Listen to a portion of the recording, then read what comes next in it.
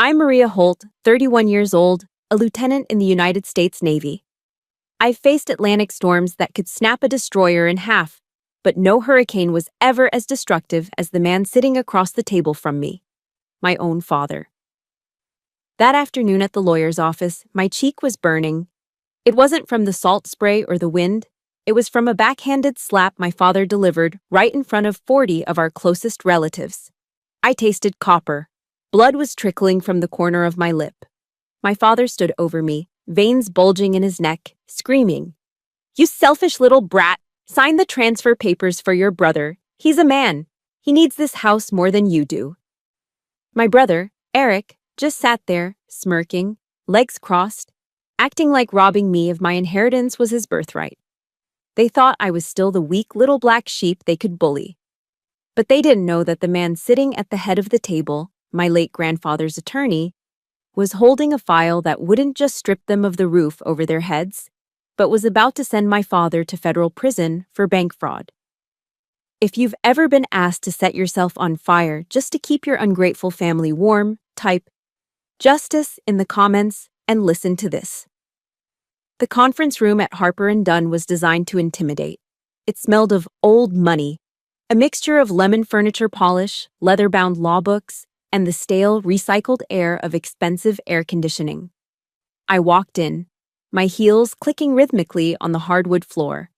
I was wearing my service dress white uniform, choker collar, ribbons perfectly aligned, every crease sharp enough to cut glass. It was a suit of armor I'd earned through sweat and tears. But the moment I stepped across the threshold, I felt that old, familiar, suffocating feeling. To the United States Navy, I was a lieutenant. To the people in this room, I was invisible. About 40 relatives were crammed into the room, buzzing like flies.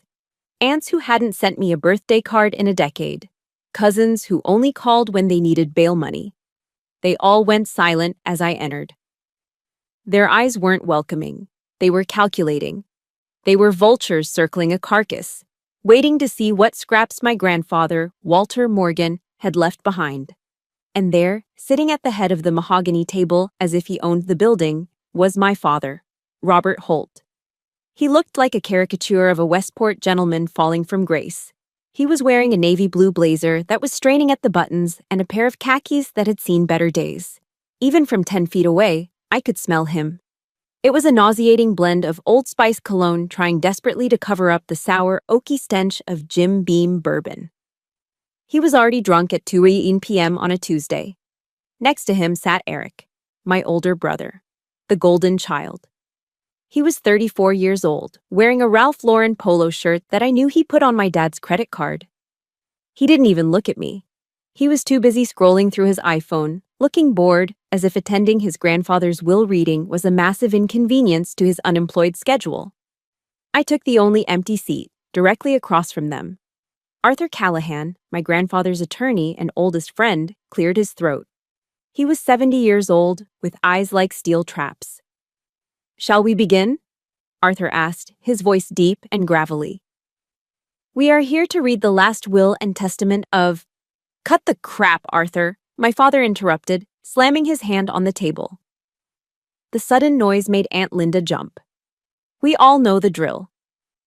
Dad left the house to me. Let's just sign the papers so I can get back to work." Work? I thought. Dad hadn't worked a real day in 5 years. He spent his days driving his leased Ford F-150 around town to keep up appearances.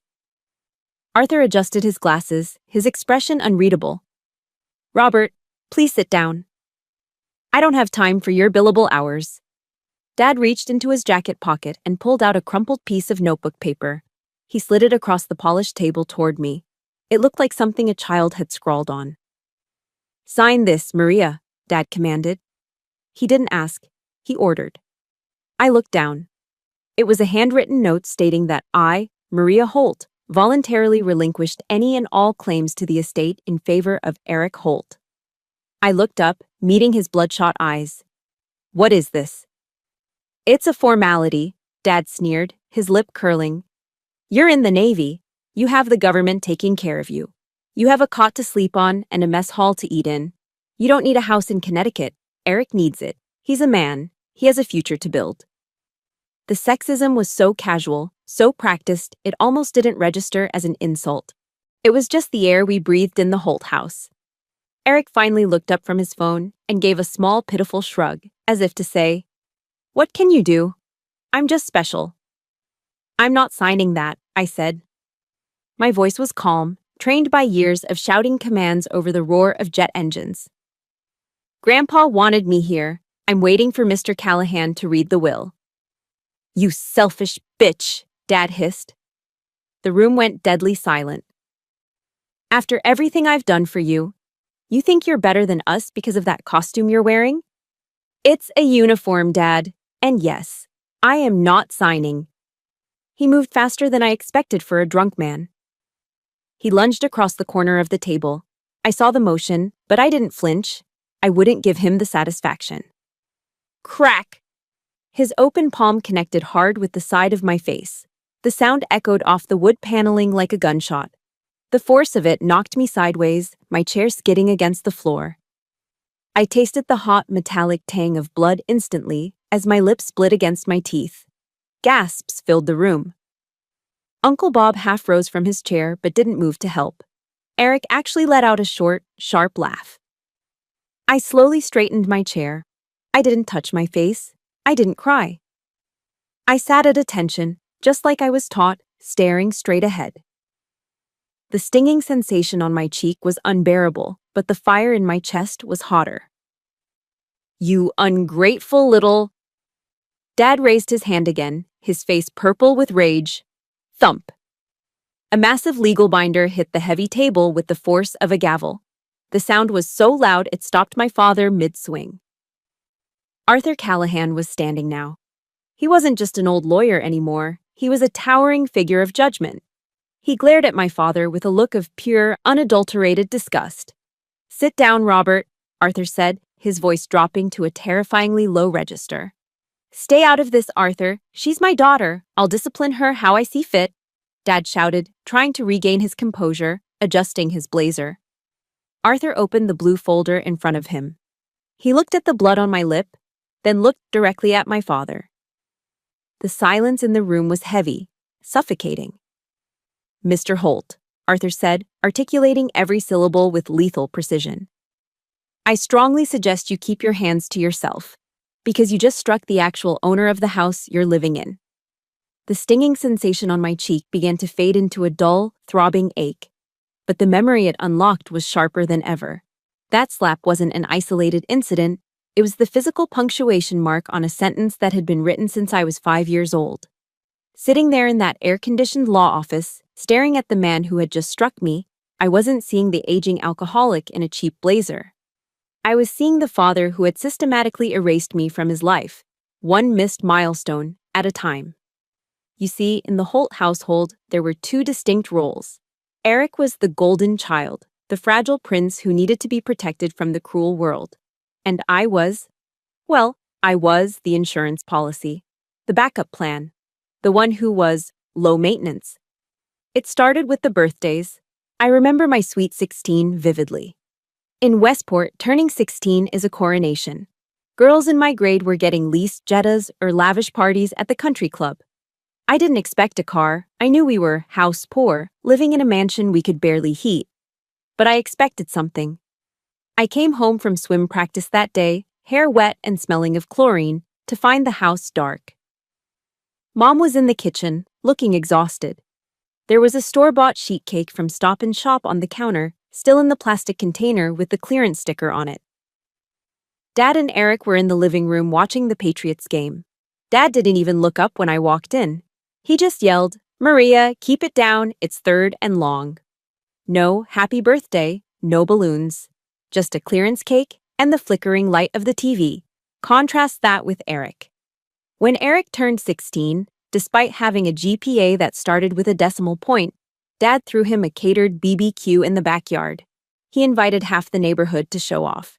Eric got a brand new MacBook and a promise of a car if he brought his grades up. He never did. But the real knife in the heart wasn't the material stuff. It was the presence. Throughout high school, I practically lived in the pool. I was the varsity swim captain by my junior year.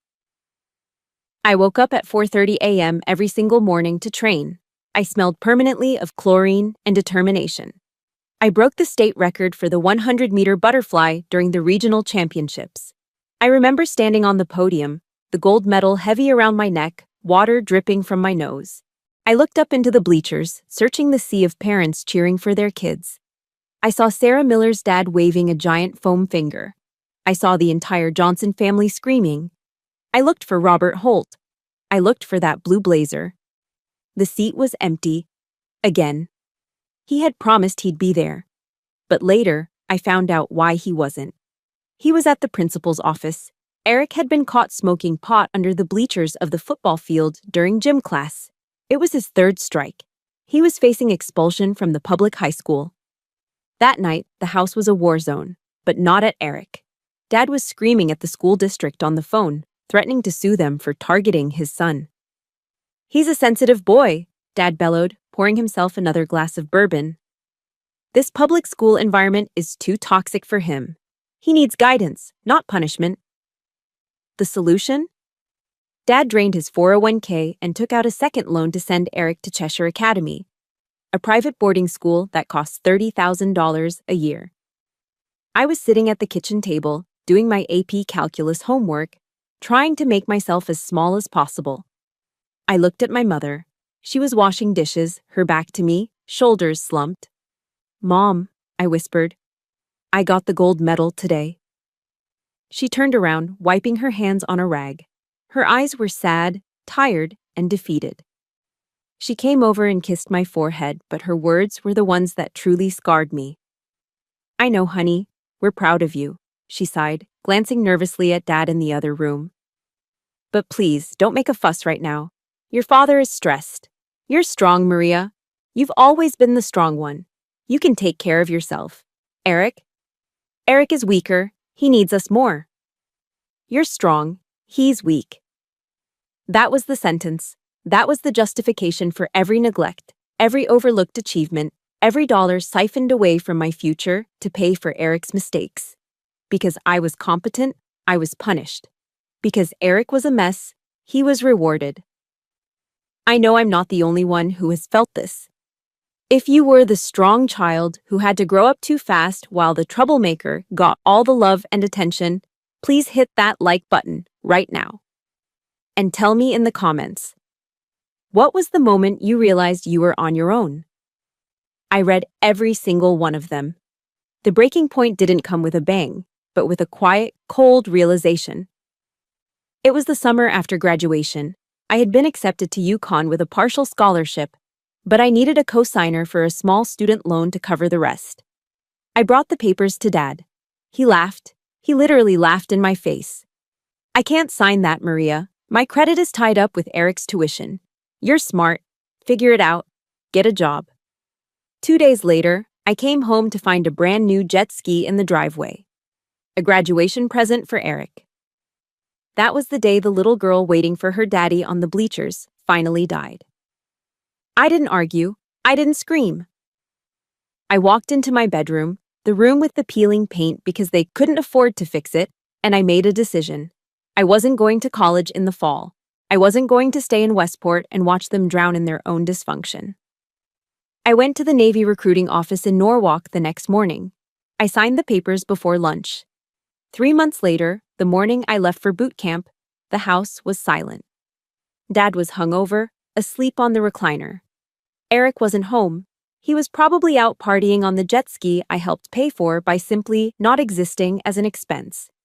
I didn't have nice luggage. I didn't have a trunk. I opened the kitchen drawer and took out a roll of black hefty garbage bags. I packed my entire life into 2 garbage bags. My clothes, my swim trophies, my few books. I cinched the plastic ties tight. As I dragged those black plastic bags down the driveway toward my rusted Honda Civic, I caught my reflection in the car window. I didn't look like a Westport debutante. I looked like trash being taken out to the curb. But as I threw those bags into the trunk and slammed the lid shut, I felt something shift in my chest. It was a cold, hard resolve. "I am never coming back," I whispered to the empty driveway. I thought I was leaving the garbage behind. I didn't realize then that you can drive 1,000 miles away, you can wear a uniform, you can become a warrior. But the ghosts of the people who were supposed to love you will always try to drag you back home. And now, 13 years later, sitting in this lawyer's office, staring at the handwritten note demanding I give up the only thing Grandpa left me, I realized my mother was wrong. I wasn't just strong, I was dangerous. And they were about to find out what happens when the strong one finally fights back. If you have never experienced Naval Station Great Lakes in the dead of winter, you don't know what cold is. It wasn't just a temperature, it was a physical assault. The wind coming off Lake Michigan didn't just chill you, it hunted you. It found every gap in your uniform, every weakness in your resolve, and it tried to freeze you from the inside out. But for me, the cold was a mercy. It numbed the pain of leaving home. My new reality was a world of gray concrete, shouting voices, and absolute, non-negotiable discipline. My recruit division commander, a petty officer first class with a voice like a chainsaw, didn't care that my father ignored me or that my brother was the favorite. He didn't care about my feelings at all. He only cared about one thing. Could I follow orders? It started with the bed. Every morning at 0500, while the rest of the world was still hitting the snooze button, I was standing in front of a twin-sized mattress, learning how to make hospital corners. It sounds ridiculous, right? Folding a sheet at a perfect 45-degree angle. Smoothing out the wool blanket until you could literally bounce a quarter off it. I remember one morning, my hands were cracked and bleeding from the dry air and the constant scrubbing of decks. I was exhausted, running on 4 hours of sleep. I looked at that bed, and I remembered a speech I'd read by Admiral McRaven. He said that if you make your bed every morning, you will have accomplished the first task of the day. It will give you a small sense of pride, and it will encourage you to do another task and another. So, I made the bed. I smoothed the wrinkles. I made it perfect. In that small act, I found something I never had in Westport: control. I couldn't control my father's drinking. I couldn't control Eric's entitlement. But I could control this bed. I could control my uniform. I could control my mind. While I was crawling through mud pits under barbed wire, gasping for air in the tear gas chamber, and eating MREs, meals ready to eat, that tasted like cardboard and preservatives, my old life was continuing without me. I remember one rare afternoon during holiday routine when we were allowed access to our phones for 30 minutes. I opened Instagram, my fingers stiff and calloused. The first photo on my feed was Eric. He was in Cabo San Lucas for spring break.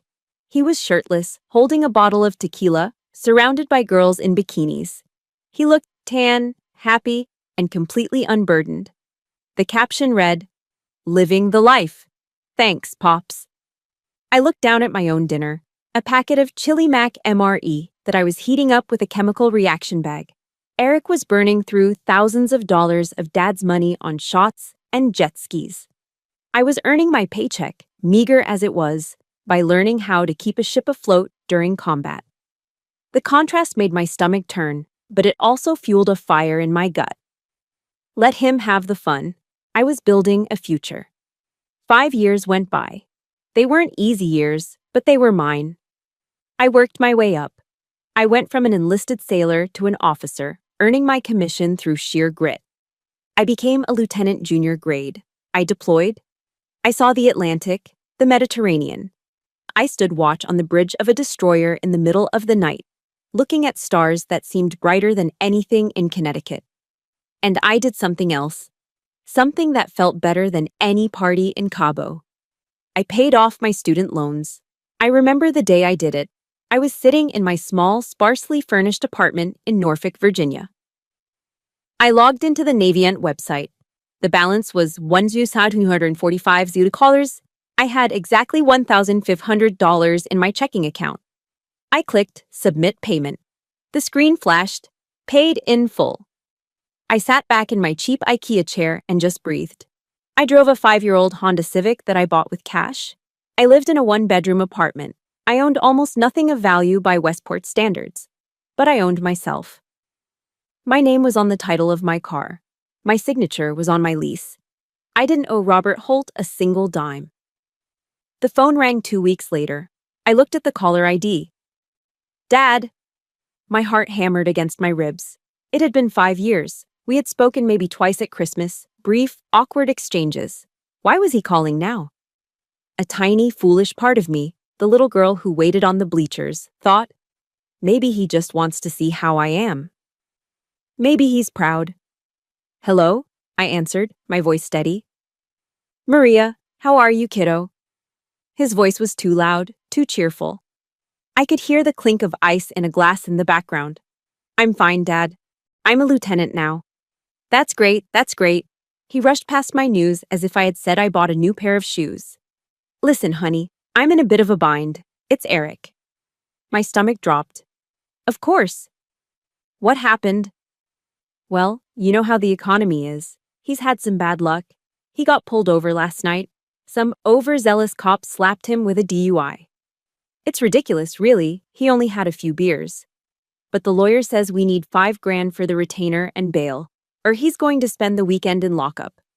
He paused. I could hear him breathing. I'm a little tapped out right now. Cash flow issues. Dad continued, his voice dropping to a conspiratorial whisper. I know the Navy pays you guys pretty well. Could you wire me the money? I'll pay you back next month, I swear. Silence stretched between Norfolk and Westport. He wasn't calling to ask if I was alive. He wasn't calling to congratulate me on my promotion. He was calling because his golden child had messed up, and he wanted the spare part to pay for the fix. No, I said. Excuse me? No, Dad, I don't have $5,000 for Eric's bail, and even if I did, I wouldn't give it to you. Are you serious? His fake cheer evaporated instantly, replaced by the venom I knew so well. He's your brother. He's sitting in a cell. You're just going to leave him there? You selfish, cold-hearted. He's 33 years old, Dad. Let him sit. I hung up the phone before he could finish the curse word. My hands were shaking, not from fear, but from adrenaline. I felt like I had just cut away a heavy anchor that had been dragging me down for decades. I walked over to my metal locker, a habit from ship life that I kept in my apartment. I opened the door. Taped to the inside, right at eye level, was a small black and white photograph. It wasn't a picture of my parents. It wasn't a picture of Eric. It was a photo of an old man standing next to a 1965 Mustang, smiling with a kind of gentle strength that I missed every single day. My grandfather, Walter Morgan. He was the only one who had ever looked at me and seen a person, not a burden. He was the one who taught me that character is what you do when no one is looking. I touched the photo with my thumb. I held the line, Grandpa, I whispered to the picture. I didn't give in. I didn't know it then, but Grandpa Walter had done a lot more than just leave me with good advice. He had left me a shield. And in a few days, back in that lawyer's office, that shield was about to become a sword. The room was dead silent, save for the heavy breathing of my father, who was still standing with his hand raised, looking at the lawyer with a mixture of shock and drunken defiance. Arthur Callahan stared him down, his eyes cold behind his wire-rimmed glasses. In that suspended moment, staring at Arthur, a man who had been my grandfather's best friend since their days in the VFW hall, the sterile smell of the law office faded away. The coppery taste of blood in my mouth triggered a memory, pulling me out of that room and transporting me back to the only place I had ever felt safe. Suddenly, I wasn't 31. I was 16. I wasn't in a high-rise office. I was in a red vinyl booth at Harry's Diner on the Post Road, a greasy spoon that smelled of bacon grease, old coffee, and comfort. It was our secret ritual. Every Sunday, while Dad was sleeping off a hangover and Mom was nervously cleaning the house for the third time, I would sneak out the back door. Grandpa Walter would be waiting for me in his 1965 Mustang, the engine idling with a low, steady rumble. We wouldn't say much on the drive. Grandpa was a World War II veteran, a man who had seen the Pacific Theater and learned that words were cheap, but actions meant everything. We'd park, walk into the diner, and sit in the same booth near the back. The waitress, a woman named Dottie who had a beehive hairdo that defied gravity, would bring our order without us even asking. Black coffee for him and a slice of warm apple pie a la mode for me. I could see him now, clear as day. He was wearing his flannel shirt and suspenders, his hands weathered and spotted with age, shaking slightly as he held his coffee mug. "How are things at the asylum?" he would ask. That was his name for my parents' house. "Dad bought a new boat," I told him once, pushing my fork into the melting vanilla ice cream. "But he told Mom we can't afford to fix the furnace." Grandpa Walter didn't get angry. He didn't yell. He just took a slow sip of his coffee and shook his head, a look of profound disappointment in his eyes. "Your father," Grandpa said, his voice gravelly, "is a man who buys things he doesn't need, with money he doesn't have, to impress people he doesn't like. He thinks being a man is about what you own. He's forgot that being a man is about what you protect." He reached across the table and slid his own scoop of ice cream onto my plate. He knew I loved the ice cream more than the pie. It was a small gesture, but it screamed louder than any "I love you" my father ever failed to say. "Don't be like him, Maria," he told me, looking me dead in the eye. "You have iron in your spine. I saw you swim last week. You didn't quit when you were tired. That's worth more than any boat. Remember, money is just a tool. If you don't control it, it controls you, and right now, it controls your father." I didn't know it then, but in those quiet moments over apple pie, Grandpa wasn't just feeding me dessert. He was evaluating me. He was testing my character against my father's greed. And he had made a decision. Snap. The sound of Arthur Callahan unclasping the thick legal binder brought me crashing back to the present. The smell of bacon and coffee vanished, replaced by the stench of my father's cheap bourbon. Arthur didn't sit down. He remained standing, dominating the room. He looked at my father, then at Eric, and finally, his eyes softened just a fraction as they landed on me. "Robert," Arthur said, his voice devoid of any warmth, "you seem to be under the impression that this proceeding is a standard probate case. You assume that because you are Walter's only son, you are the heir apparent to his estate." "It's not an assumption, Arthur," Dad spat, adjusting his blazer as he finally sat back down, trying to regain his dignity. "I'm his next of kin. It's the law." "Under normal circumstances, yes," Arthur agreed. He pulled a document from the file. It looked old. The paper was slightly yellowed. However, Walter was a man who planned ahead. He came to me 13 years ago, specifically the week Maria left for boot camp. My heart skipped a beat. 13 years ago? "Walter was very concerned," Arthur continued. "He knew about your gambling debts, Robert. He knew about the second mortgage you took out on your own home. And he knew that if he left his property to you in a standard will, the bank, or the IRS, would seize it within 6 months to pay off your liabilities." "That's a lie!" Dad shouted, but his face went pale. "So?" Arthur ignored him. "Walter did not leave the house to you in his will. In fact, the house hasn't belonged to Walter for over a decade." The room went so quiet you could hear the hum of the air conditioner. Arthur held up the document. On October 15, 2011, Walter Morgan transferred the deed of the property at 42 Oakwood Lane into an irrevocable living trust. I gasped. I knew enough about the law to know what that meant. A living trust bypassed probate. It was ironclad. "And who is the trustee?" Eric asked, his voice cracking. He looked nervous for the first time. "Is it me?" Arthur looked at Eric with pity, then turned his gaze to me. "The trust was established for the sole benefit of the one person Walter believed had the discipline to maintain his legacy," Arthur said. He picked up a smaller, handwritten letter from the file. "He asked me to read this note before I hand over the keys." Arthur adjusted his glasses and began to read. It was Grandpa's voice. I could hear it. "To my granddaughter, Maria. If you are hearing this, I am gone. I know your father has likely tried to bully you today. I know your brother has likely expected a handout. I'm sorry I cannot be there to stop them, but I have done the next best thing. I watched you leave for the Navy with nothing but 2 garbage bags, Maria. You didn't ask me for a dime. You stood on your own 2 feet. You are the only person in this bloodline who understands the value of a dollar and the weight of integrity. I didn't leave the house to your father because he would sell it to pay for his mistakes. I didn't leave it to Eric because he has never earned a thing in his life. The house is yours, Maria. It has been yours since the day you left. Welcome home, kiddo." Arthur lowered the letter. He looked at my father, whose mouth was hanging open, his face a mask of absolute horror. "So, Mr. Holt," Arthur said, closing the binder with a finality that shook the table. "When you just slapped Maria, you didn't assault your daughter. You assaulted the landlord, and I believe she has the right to evict you." I walked out of Harper & Dunn with a set of keys in my hand that felt heavier than a loaded pistol. Arthur offered to call the police to escort me, but I refused. This was my house now.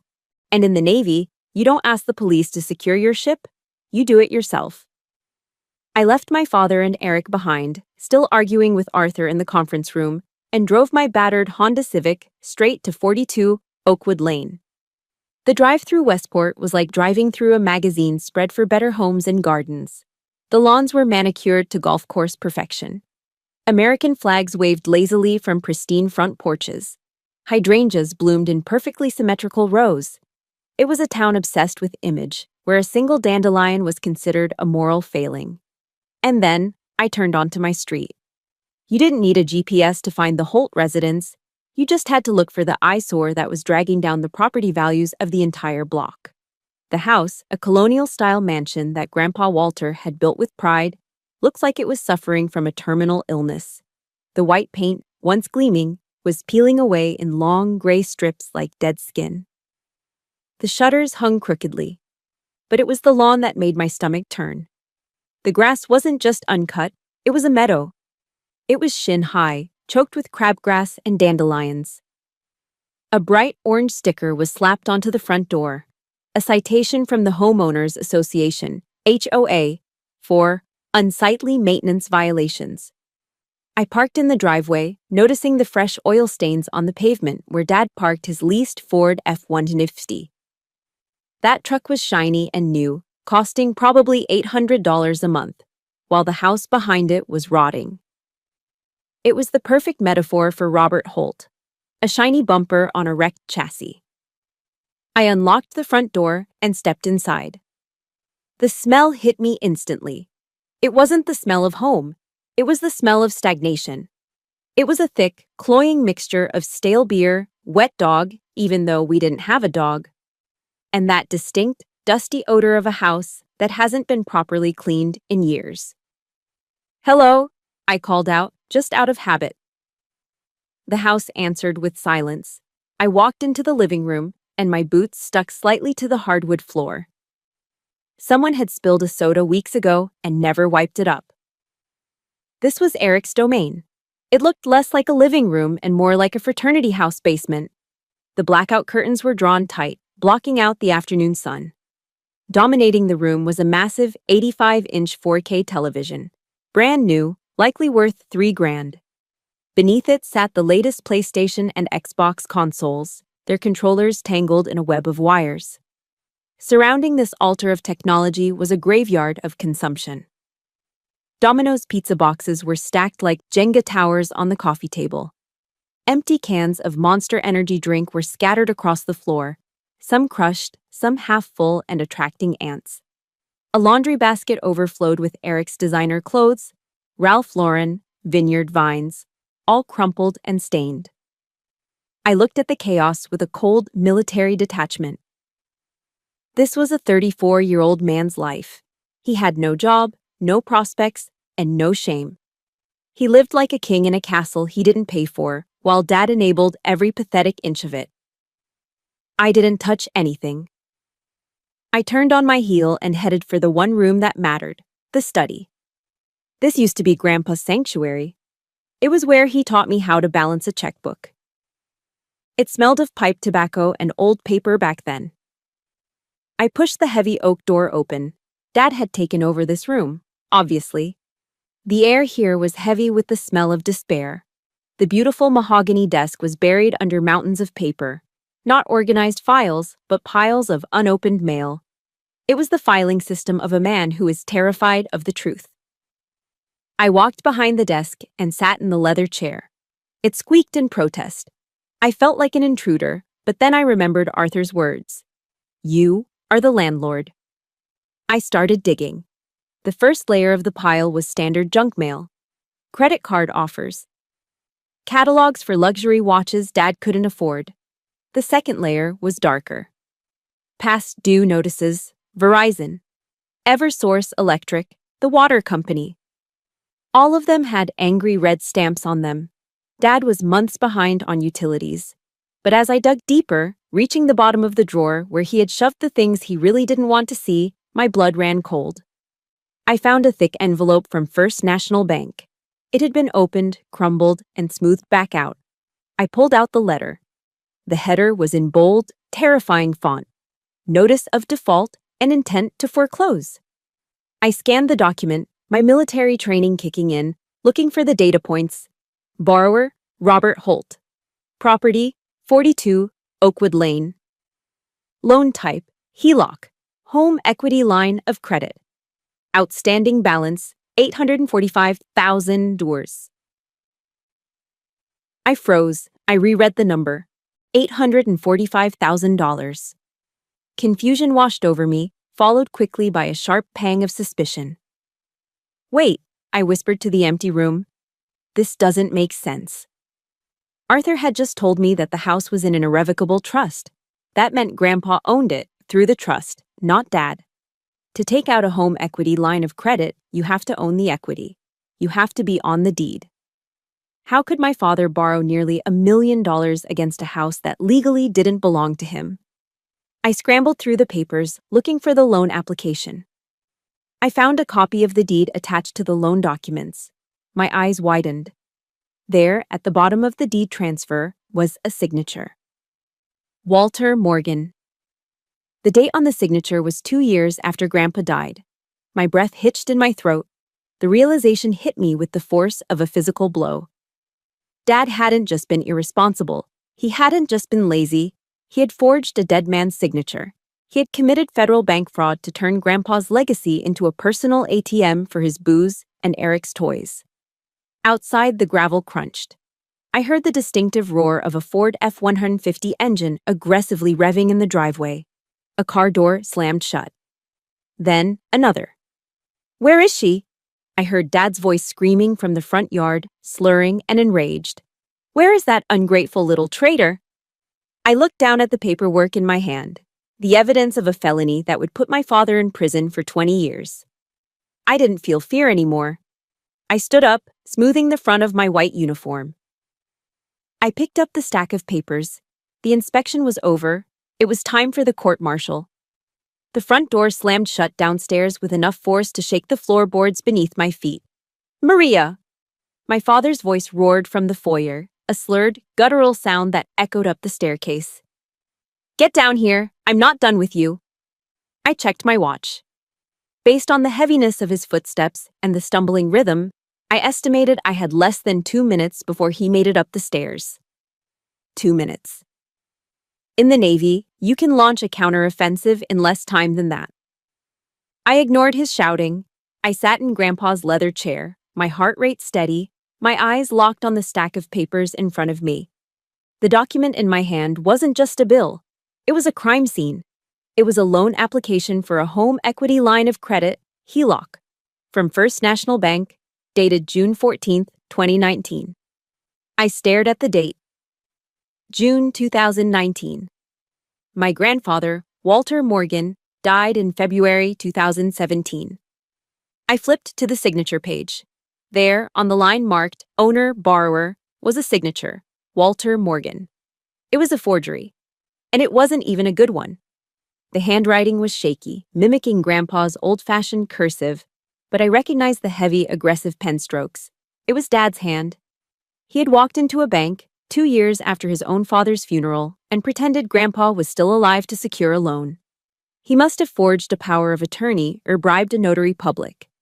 In the state of Connecticut, that's not just fraud. That's identity theft and grand larceny. "He didn't just break the rules," I whispered, my finger tracing the fake signature. "He broke the law." I flipped to the transaction history. If Dad had borrowed nearly $850,000 against the house, where did the money go? The house was falling apart. The roof was leaking. The money certainly wasn't spent on maintenance. I followed the money trail. It was sickening. October 2019, wire transfer, $85,000, BMW of Ridgefield. That was Eric's M3, the one he accidentally wrapped around a telephone pole 3 months later. Dad had told everyone insurance covered it. That was a lie. He bought it cash with Grandpa's equity. November 2019 through present, cash withdrawals, Mohegan Sun Casino. The entries were repetitive and escalating. $5,000. $10,000. One weekend in July showed a withdrawal of $50,000. My father wasn't just a casual gambler, he was a whale. He was hemorrhaging money at the blackjack tables, betting away the legacy Grandpa spent 50 years building. Monthly recurring payment, American Express, $12,400. I looked at the reference number. It was linked to a platinum card. The supplementary card holder, Eric Holt. My brother was living a six-figure lifestyle, dinners in New York City, bottle service at clubs, designer clothes, and he was paying for it with the walls of this house. I felt a cold fury rising in my chest, different from the anger I felt earlier. This was clarity. They hadn't just been mean to me, they were criminals. They were parasites who had hollowed out this family from the inside. If I called the FBI right now, Robert Holt wouldn't just be evicted. He would be facing federal charges. Wire fraud alone carries a sentence of up to 20 years. The realization hit me hard. I wasn't just holding a file, I was holding the button to a nuclear option. I could destroy him. I could send my own father to a federal penitentiary where he'd trade his Ralph Lauren blazers for an orange jumpsuit. I know I'm not the only one who has discovered a betrayal like this. It's a terrible feeling when you realize the people who are supposed to protect you are actually the ones stealing from you. If you believe that fraud is unforgivable, especially when it's family, please hit that like button right now. And tell me in the comments, if you found this evidence against your father, would you call the police? Type yes or no. Thump, thump, thump. The footsteps were in the hallway now, heavy, angry. Don't go in there, Dad, she's crazy. That was Eric's voice, high-pitched and whining, close behind him. Shut up, Eric. This is my house. I'll do what I want. The doorknob to the study rattled violently. It was locked. I had turned the latch the moment I walked in. Open this door, Maria, Dad screamed, pounding on the heavy oak wood. Open it or I'll kick it down. I stood up slowly. I didn't rush. I picked up the HELOC application, the bank statements, and the foreclosure notice. I aligned them perfectly in my hand. I took a deep breath. I checked my uniform one last time in the reflection of the window. I wasn't the scared teenager packing garbage bags anymore. I was an officer. And I was about to confront a hostile insurgent. I said, open it. Bam! The door splintered near the lock. He kicked it again. With a loud crack, the frame gave way, and the door swung open, banging against the bookshelf. Robert Holt stood in the doorway, breathing heavily. His face was a mask of red, sweaty rage. His tie was loosened, his hair disheveled. He looked like a man on the edge of a cliff, though he didn't know it yet. Eric peeked out from behind him, looking terrified, his eyes darting around the room to see what I had touched. Who do you think you are? Dad snarled, stepping into the room, his fists clenched at his sides. You think you can just walk in here and lock me out of my own office? You think that piece of paper Arthur read means anything? I am the man of this house. He took a menacing step toward me, raising his finger to point in my face. You are going to sign that deed transfer, Maria. Right now. Or so help me God, I will. You'll what? I interrupted. My voice was dangerously low. You'll hit me again. You'll forge my signature like you forged Grandpa's. Dad froze mid-step. His mouth opened, but no sound came out. Eric went pale. What did you say? I lifted the file in my hand, holding it up like a weapon. I turned the page so the fake signature was facing them. I know everything, Dad, I said, my eyes locking onto his. I know about the HELOC. I know about the $800,000. I know about the casino runs to Mohegan Sun. And I know you committed federal bank fraud to get it. The color drained from my father's face so fast it looked like he was having a stroke. His arrogance evaporated, replaced instantly by the terrified look of a criminal who realizes the cops have arrived. he stammered, his hands shaking. That's not. Arthur calls this a dispute over a will, I said, stepping forward, forcing him to take a step back. But the FBI, they call this a felony. I tossed the file onto the desk. It landed with a heavy thud between us. So, I said, crossing my arms, let's talk about who is really leaving this house today. The air in the room was electric, charged with 30 years of unsaid words and suppressed anger. My father stared at the file on the desk, his face cycling through shades of purple I had never seen before.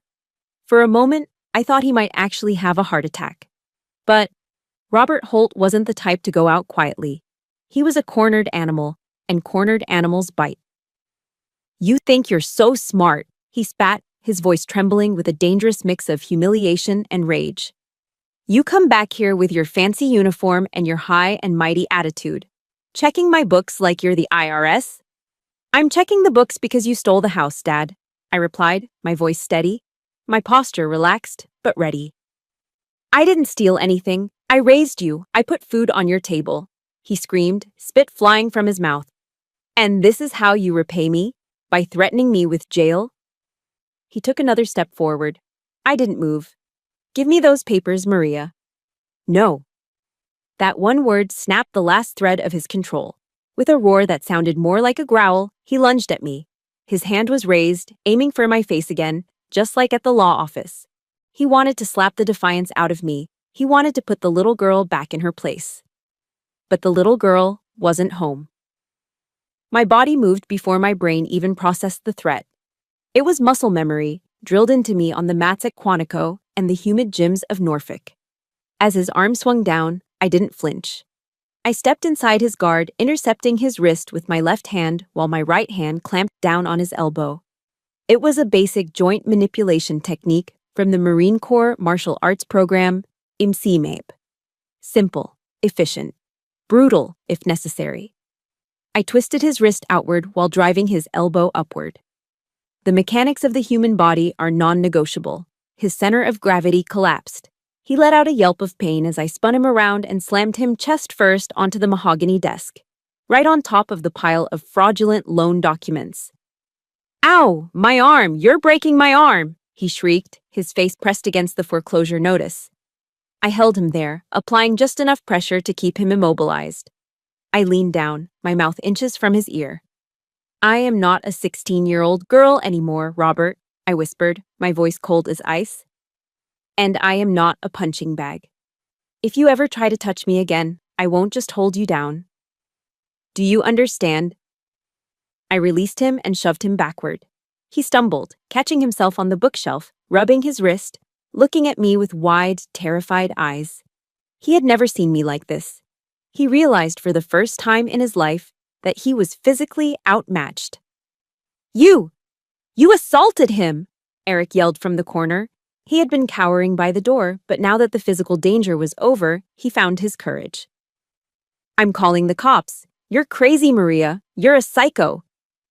I turned my gaze to Eric, my brother, the 34-year-old toddler. Go ahead, Eric, I said, pointing to the phone on the desk. Call the police, please. I'm sure they'd love to hear about the BMW you bought with a dead man's money. Eric froze. His mouth opened and closed like a fish out of water. I walked over to the desk and grabbed the stack of American Express statements I had separated earlier. You want to talk about rights? You want to talk about what's fair? I threw the stack of papers at him. The sheets fluttered through the air like snow, hitting him in the chest and scattering across the dirty floor. Look at them, Eric, I commanded. Look at your lifestyle. Bottle service at Marquis, dinners at Nobu, weekends in the Hamptons, $12,000 a month. Eric looked down at the papers at his feet, his face flushing red. Dad said he had it covered, Eric stammered, his voice taking on that whining tone I hated. He said it was an investment in my networking. He stole it. I stepped closer to him, backing him against the wall. He stole Grandpa's identity to pay for your delusions of grandeur. You aren't networking, you see, Eric. You're unemployed. You're a parasite. The word hung in the air. Parasite. I'm not. Eric started to protest, tears welling up in his eyes. Yes, you are. I cut him off. You have sucked this family dry. You let Dad commit felonies just so you didn't have to get a job at Starbucks. You watched him drown, and you just asked for more water. I turned back to my father, who was still rubbing his wrist, looking old and defeated. The bluster was gone. The rage was gone. All that was left was a pathetic, scared man who knew the game was over. And you, I said to him, you aren't the landlord. You aren't the patriarch. You're a fraud. You have spent your entire life trying to look rich instead of being a good father. I walked over to the broken door frame and pointed into the hallway. Grandpa Walter used to read the Bible to me on Sundays, I said, my voice softening just a fraction, not out of kindness, but out of solemnity. Do you remember his favorite verse, Dad? Galatians 6:7. My father looked at the floor, refusing to meet my eyes. Do not be deceived. God is not mocked, for whatever one sows, that will he also reap. I let the words sink in.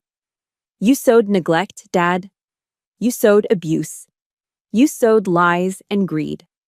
And now? I gestured around the rotting room, at the foreclosure notice, at his terrified son. Now you are reaping the harvest. Maria, please, Dad whispered, his voice cracking. We have nowhere to go.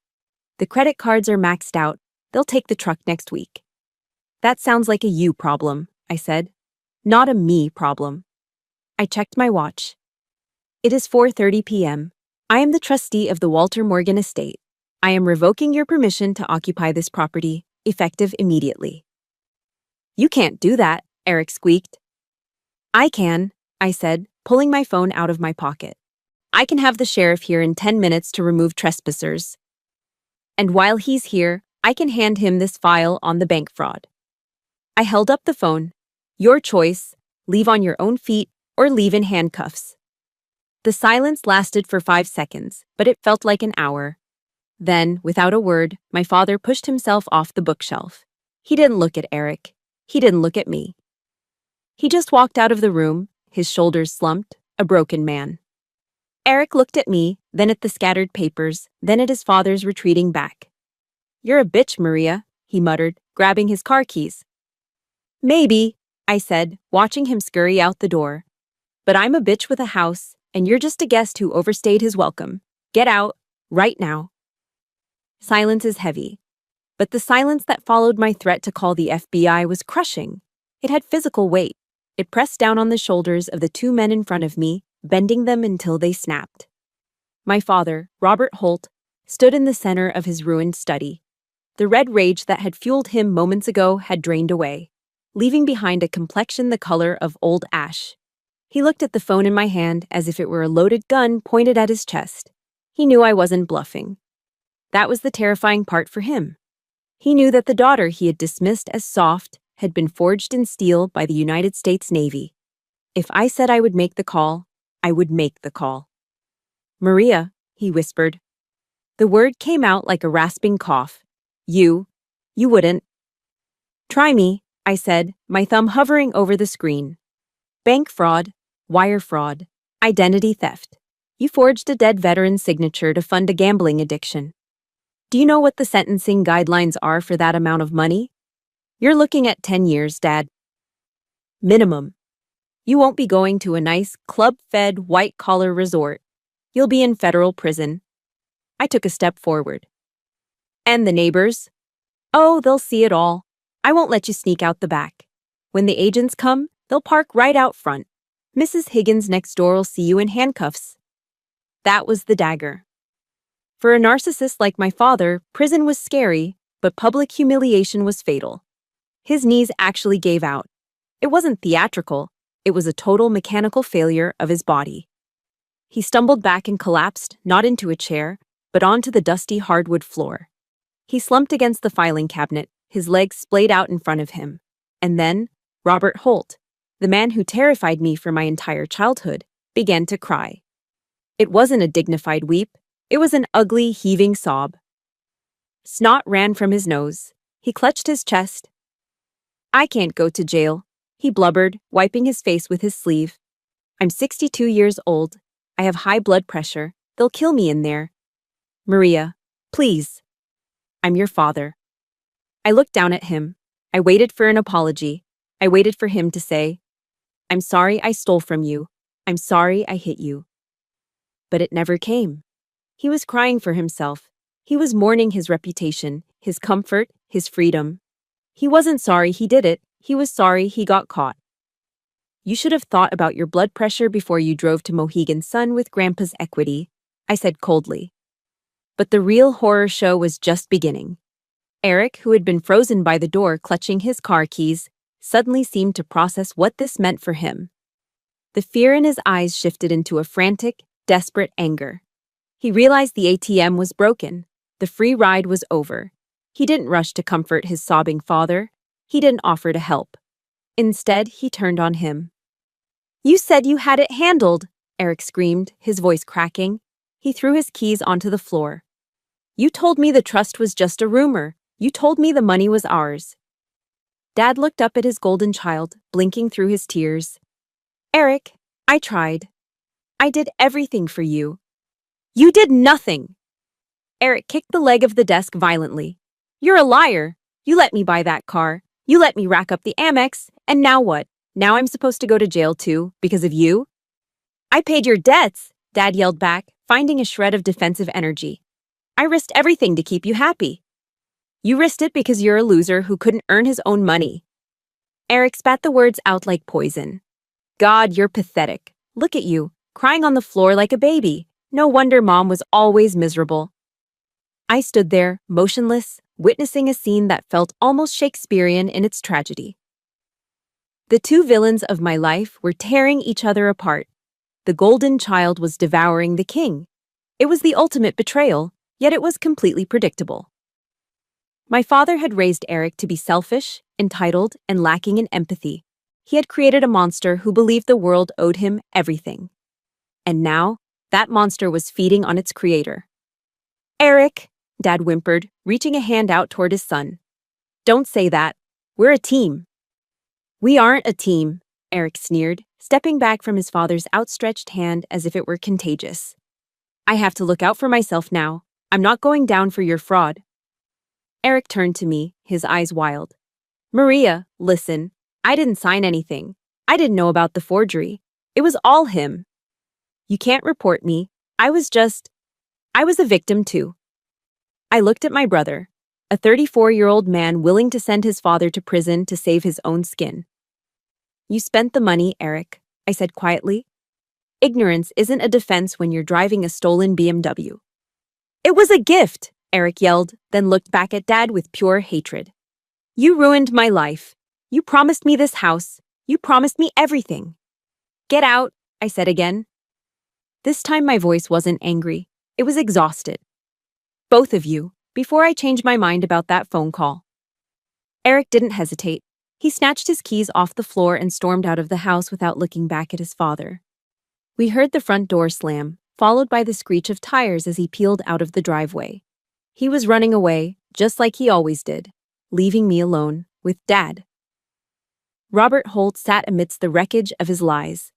The silence returned, but now it was filled with the soft, wet sounds of his weeping. He looked smaller than I had ever seen him. The blazer was wrinkled.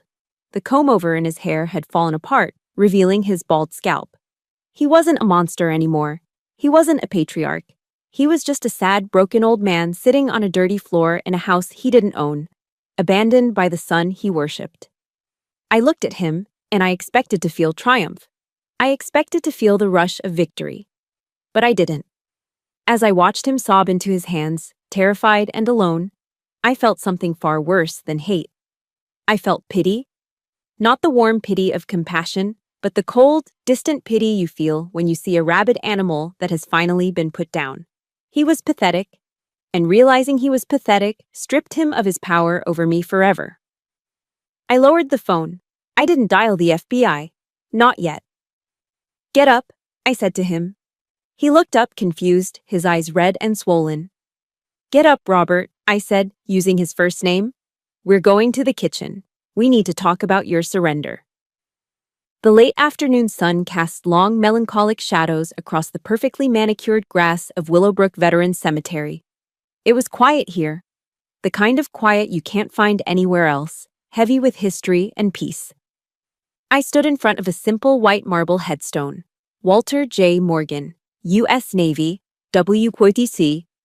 I reached into the pocket of my dress whites and pulled out a quarter. It's a military tradition. A penny means you visited. A nickel means you trained together. A dime means you served together, and a quarter means you were with them when they passed away. I wasn't there when Grandpa died. I was deployed in the Mediterranean. But in spirit, I had never left his side.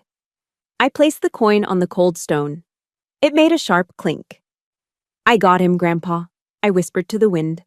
I have him right where you knew he would end up. For the last hour, I had been standing there, wrestling with a decision that felt heavier than the foreclosure notice. I had the power to destroy my father. One phone call to the FBI, and Robert Holt would spend his golden years in a federal cell. It would be justice. It would be vengeance. It would be exactly what the old Maria, the angry teenage girl, wanted. But as I looked at Grandpa's name, I remembered something he told me once when I was furious about Dad missing my swim meet. Maria, he had said, puffing on his pipe, strength isn't about how hard you can hit. It's about how much you can lift. Sometimes the heaviest thing you have to lift is someone who has fallen. I thought about the Bible verse that had been echoing in my head. Psalm 27:10. When my father and my mother forsake me, then the Lord will take me up. I had been forsaken, I had been abandoned, but I had also been lifted up by the Navy, by Grandpa, by my own resilience. I didn't need to destroy my father to prove I was strong. I was already strong. Destroying him wouldn't fix the house. It wouldn't heal the past. It would just leave me with a ghost in a cage. I took a deep breath, inhaling the scent of damp earth and pine. I knew what I had to do. It wasn't forgiveness, not yet. It was something harder. It was discipline. I drove back to 42 Oakwood Lane. The sun was setting, painting the rotting house in a deceptively warm orange glow. I walked into the kitchen.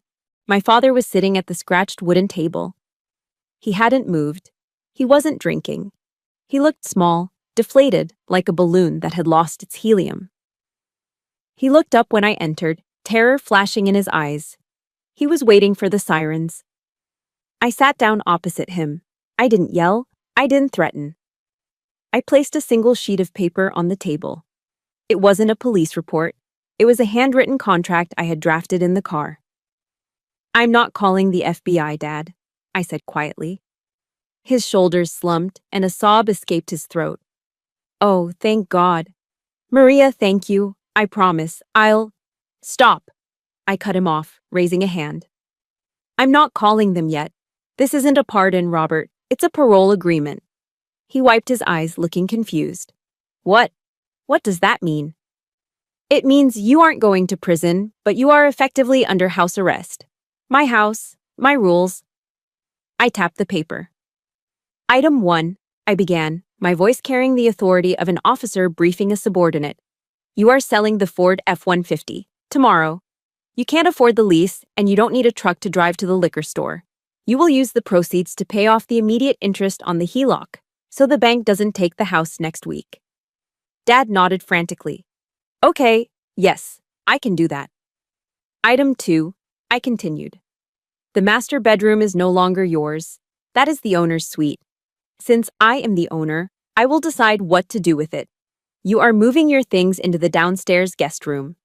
It's smaller, but it's warm. It's more than you deserve. He flinched, his pride taking a hit, but he didn't argue. Item 3, I said, leaning in. You need a job. A job? He blinked. Maria, I'm 62. I haven't worked in. I don't care, I said. You have hands, you have feet. Walmart is hiring greeters. Home Depot needs stalkers. You are going to get a minimum wage job, and every single paycheck will be garnished by me to pay back the equity you stole from this estate. But what will people say? He whispered, the old vanity creeping back in. They'll say you're an honest man trying to fix his mistakes, I countered. Or they can say you're a felon in federal prison. Pick one. He lowered his head. I'll get a job. Good, I sat back. And finally, Eric. Dad looked up, hope flickering in his eyes. Can he come back? He has nowhere to go, Maria. He's sleeping in his car. No, I said. The word was absolute. But he's your brother. He can't survive out there. He can't survive because you never let him, I said, my voice softening with sad realization. You crippled him, Dad. You gave him everything he wanted and nothing he needed. If I let him back in this house, he will never grow up. He will just eat us alive until there is nothing left. He'll hate us, Dad said, tears streaming down his face again. He already hates us, I replied. Let him hate us. Maybe that hate will fuel him to finally get a job. Eric is banned from this property. If he shows up, I call the police for trespassing. Do we have an agreement? I slid a pen across the table. My father looked at the pen. He looked at the contract that stripped him of his luxury truck, his bedroom, his pride, and his favorite son. He looked at the daughter he had slapped just hours ago, the daughter who was now the only thing standing between him and a cage. He picked up the pen. His hand shook, his knuckles white. He signed his name. Robert Holt.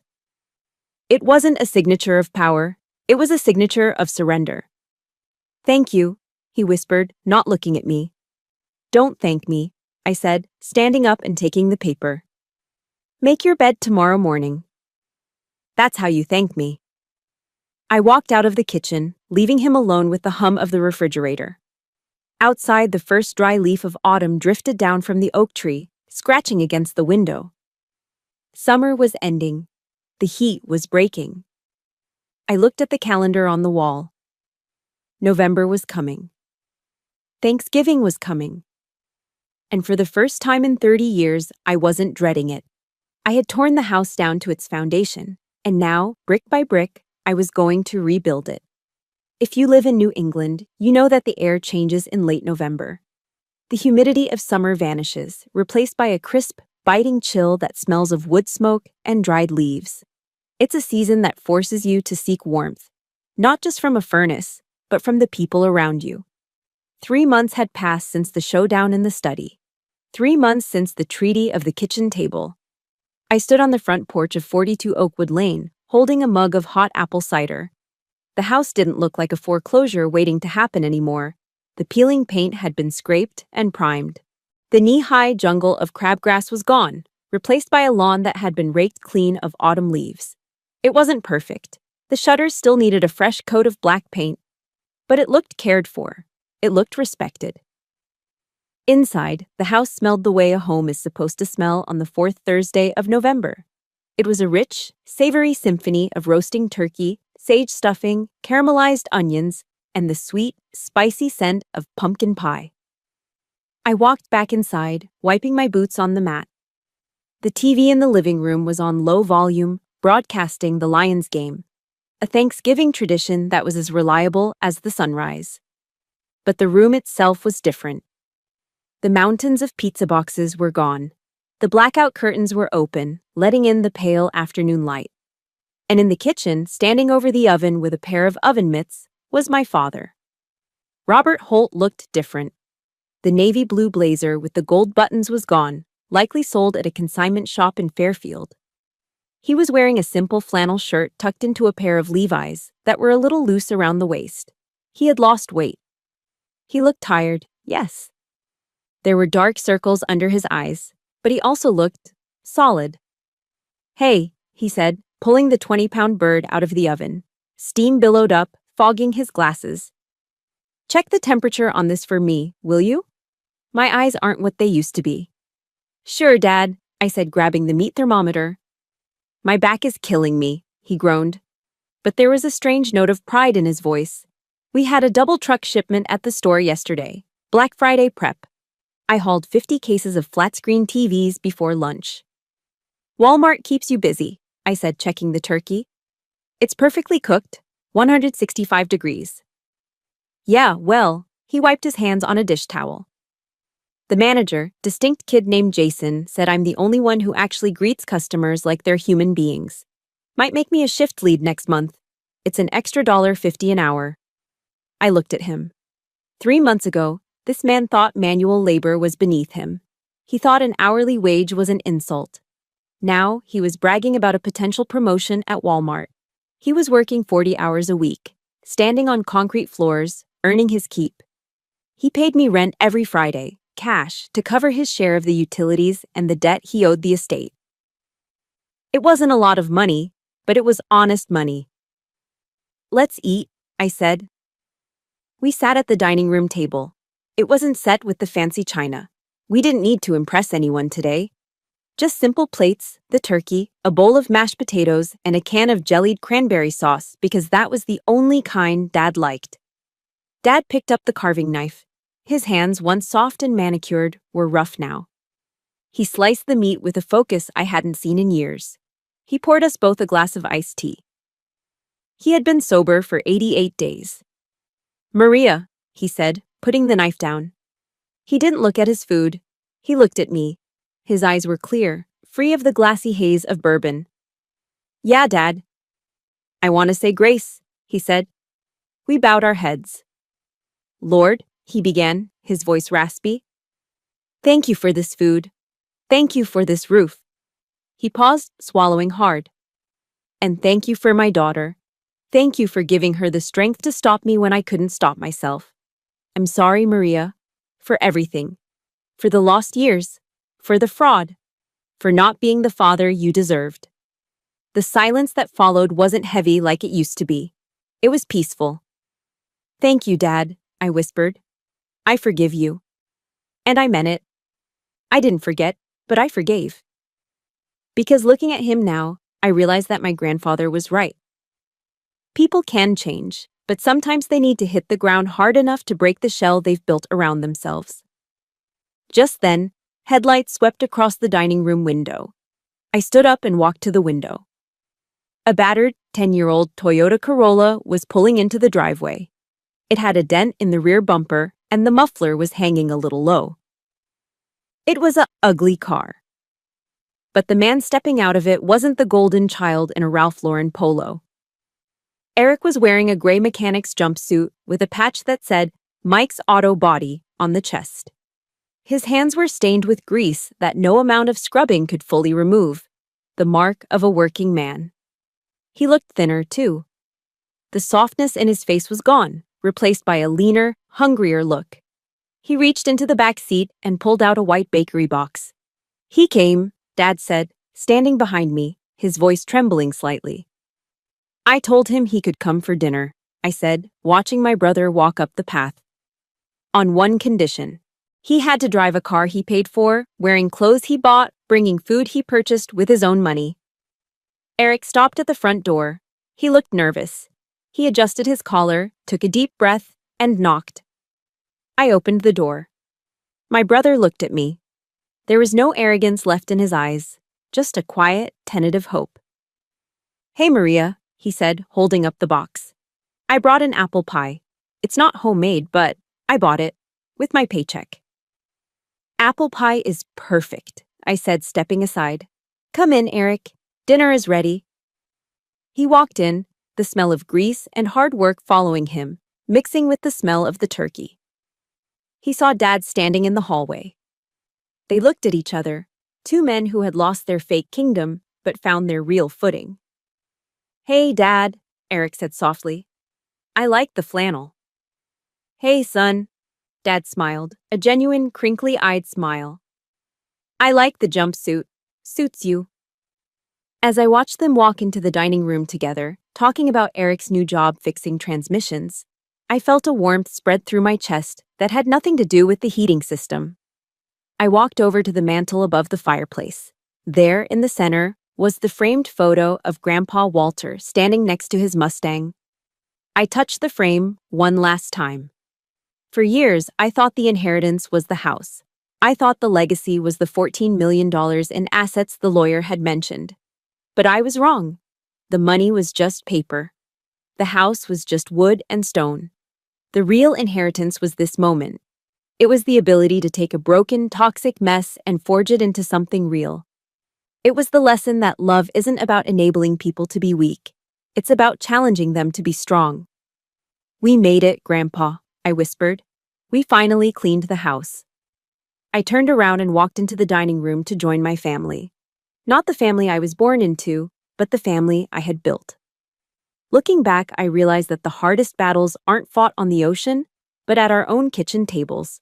We are often taught that loving our family means saying yes to every request. But I learned that true love is brave enough to say no. By cutting off the financial lifeline, I didn't hurt my father and brother. I gave them back their dignity. If you are enabling a loved one's bad behavior out of guilt, remember this. You aren't helping them swim, you are just prolonging the drowning. The greatest inheritance isn't the check you leave behind, it is the character you build in the people you love. I know my story had a redemption arc, but I also know many of you are still in the trenches, fighting to set boundaries with toxic family members. I want to hear your voice. Do you think I did the right thing by forcing my elderly father to work at Walmart, or was I too harsh? Let me know your honest thoughts in the comments below. And if this story gave you the courage to finally stand up for yourself, please hit that like button and subscribe to the channel. Let's build a community where justice and self-respect always win. Until next time, stay strong.